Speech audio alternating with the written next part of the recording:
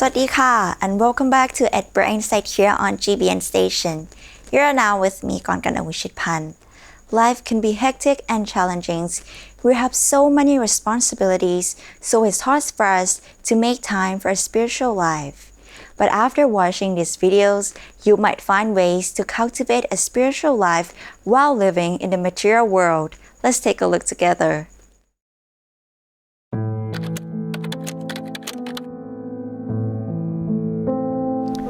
Good morning, everyone from Chicago, Illinois. A question that I get asked all the time is those who are living in the physical world, the material world, they want to develop a spiritual life. How do I do that? And people will look at my life and they say, well, great for you, Venerable Nick. You're in the monastery, you're staying at a retreat center, you don't have the worries that we have to deal with on a daily basis. We got our jobs and careers and our families and things that you need to do on a daily basis. Completely valid and completely understandable. But is it possible then for those who are living in the lay life and also at the same time wanting to develop a spiritual life? Is that possible? And the answer is yes. And in this video, for me, I wanted to give you some tools and some steps that you can take in order to develop a spiritual life while living in the material world. So let's get started.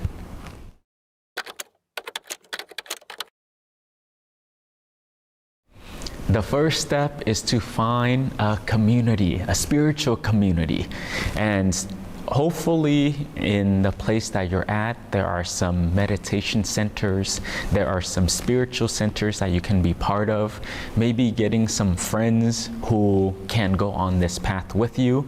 And in Buddhism, what they talk about is that the spiritual friendships, spiritual community, that's 100% of the path. And this is key because it's not easy. We need friends along the way to help to encourage us and to motivate us and to be able to connect as we're going along this path. But if you can, find some kind of community to be part of. And for myself, when I first started, before I became a monk, I was living in San Diego and I didn't have a community close by, so I would drive all the way to Los Angeles. And it took me 3 hours. So I couldn't go every single day, and that's not a problem. So I just scheduled it into my schedule of let me drive out there just every 2 weeks. I would go there, I would meditate, and at that time, the monks didn't even speak English, and it was okay. But some of the lay people did. I got to meet new friends. I got to go meditate, but just be part of that community was so helpful for me. So then that way I didn't just derailed and not develop my spiritual life.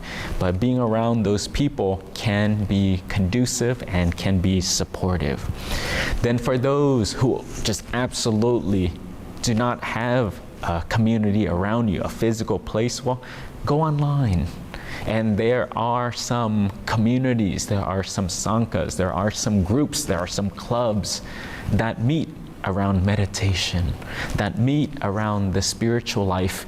And from technology, the fact that you're watching this video from somewhere, hopefully you'll have access and use the internet. And this is the benefit of technology, where you can join meditations from around the world. So hopefully you can do some research and then we can provide that access to you as well. But the first step is find a spiritual community and be part of it.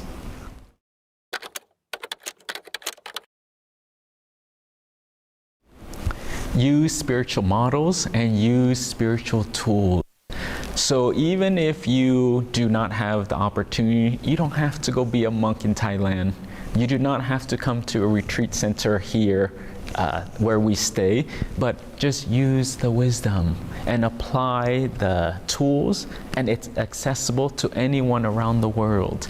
And the model that you can use if you want to follow Buddhism and how to train the mind, is 3 steps, 3 pillars. One is giving and practicing generosity, giving of your time, giving of your resources, giving of encouragement, giving of teaching, and then giving of forgiveness. So these are the tools that you can apply, and this is one pillar. The second model of how to practice oneself and train the mind is with morality. And morality is just practice 5 things: no killing, no stealing, no sexual misconduct, no intoxicants, and no false speech. So already you can start to practice that. And then the last pillar is meditation.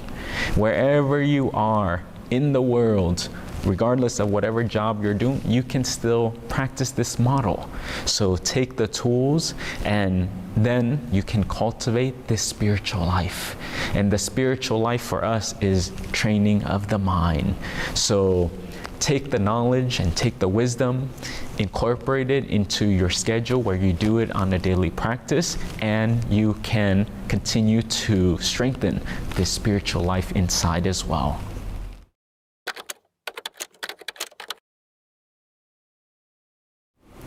Tune out the noise. In the physical world for us, we get bombarded with messages. Messages from the culture, messages from the capitalist lens that we're used to, and they teach us to get more and do more and to go and to strive. But the second option is we don't have to subscribe to all those messages, and we really can have enough. We really can choose what we want to enter into our 5 senses. The things that we see, the things that we hear, smell, touch, and taste. Now, slowly as we're developing a spiritual life, is tune out those outside messages and start to then go inside.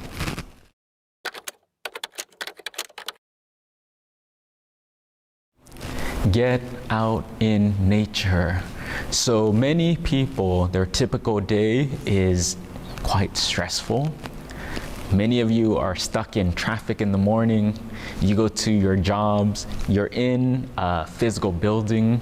Some people work in cubicles and there's concrete everywhere around you. You're living in big cities. There's a lot of cars, a lot of noise, and then at the end of the day, you drive back in traffic. But one way that we can help to cultivate our spiritual life is when you have the time, even at the end of the day or even on weekends when you have available, get out in nature, because this concrete environment is not natural. But when we want to cultivate inner world, is get back to the basics. Get out to a place that it's open, where you can see sunlight and grass and natures and tree, and you don't have to think so much. But when we get out in nature, it allows our mind to just feel very relaxed, very comfortable, and hopefully we can start to get back grounded to ourselves and to our practice. But nature is something, if you do not have it currently, then start to find a way that you can implement it, even a small amount.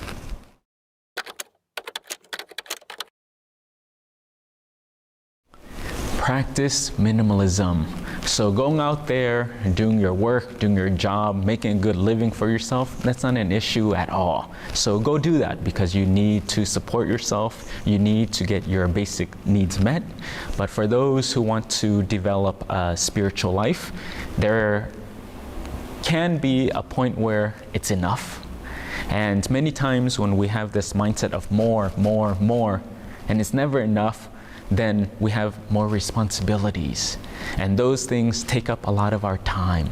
So when we practice minimalism, it's just have enough of what you need, and then from that, the rest of the time, then cultivate it to being by yourself, being with yourself. And what minimalism affords us to do is it gives us time, because we have less things, we have less As a result, we have less worries. As a result, we have less responsibilities. But like I said, the other benefit is we have time. And time is so precious. And with that precious time, again, come back to yourself. And this is one way that we can develop that spiritual practice.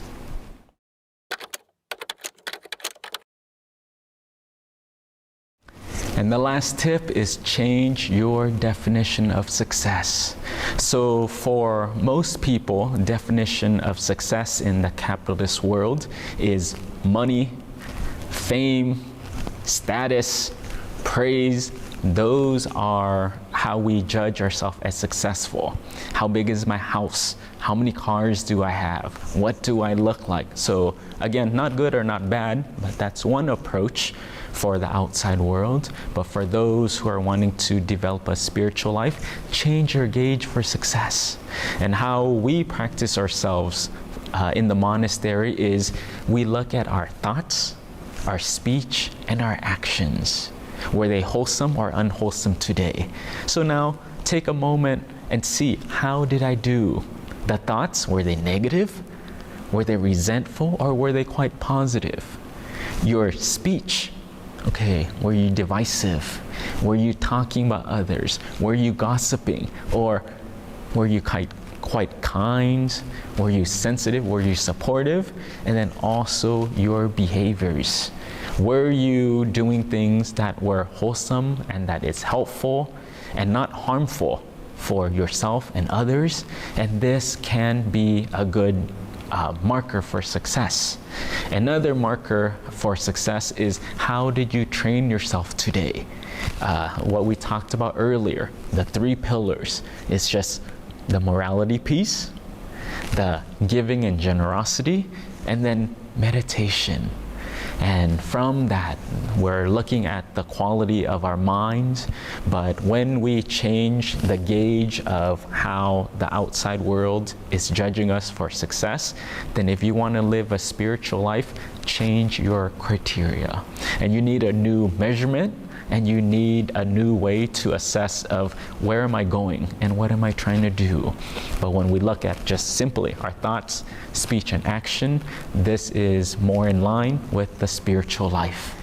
But there you have it. These are just 6 things that came to my mind for those who are wanting to cultivate a spiritual life while living in the outside world. And I wanted to share this video just to encourage you, because many people, when you're by yourself, you don't have a community, you get overwhelmed with all the chaos and the stress out there, but you need to make a living. You need to survive. It's okay. It's okay. But so get all those things taken care of, but at the same time, you can cultivate a spiritual life simultaneously. And I hope that these tools are helpful for you. But as always, I just wanted to share from the bottom of my heart, and I hope this is helpful. But sending you my blessings and my greetings to everyone. Hope you're all safe. Satu. And I would like to invite our dear viewers to check out and subscribe Bang Pinik YouTube channel. Now it's time for us to say goodbye. Please make sure to check out all episodes of our At Bright Insight News program on our website, gbnus.com, or on our Facebook page, gbnus.